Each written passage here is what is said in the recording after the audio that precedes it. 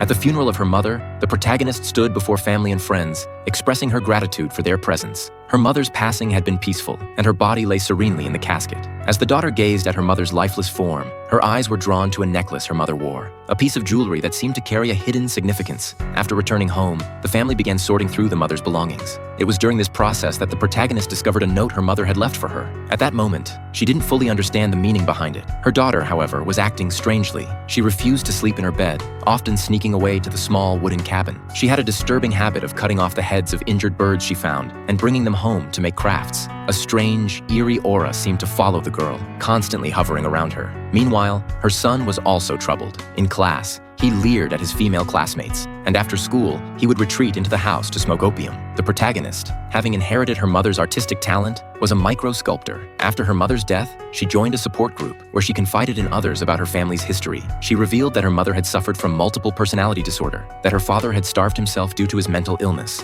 and that her brother had hung himself due to schizophrenia. The group members were stunned by her story. Comparing her experiences to theirs, she suddenly realized that perhaps her struggles weren't as bad as she had thought. One day, her son was preparing to attend a gathering. Since she had work to do, she asked him to take his sister along. On their way to the event, they passed a utility pole with a design that looked eerily similar to the necklace her mother had worn. It felt like some sort of ominous sign. At the gathering, the young girl ate cake alone, but she was allergic to the nuts inside it and began to have difficulty breathing. Her brother rushed her to the hospital, but on the way there, the girl struggled to open the car window trying to get some air. Suddenly, they passed a dead animal on the road. In a panic, the brothers swerved, crashing the car. What had started as a rush to save his sister ended in her death. The brother, in shock, tried to maintain composure as he drove home like a zombie. That night, he couldn't sleep. It was as though he was awaiting some sort of judgment. The protagonist, upon hearing the tragic news of her daughter's death, cried out in grief. From that moment on, she began sleeping in the small wooden cabin, the place her daughter had loved most. Her son, too, was haunted by a sense of unease,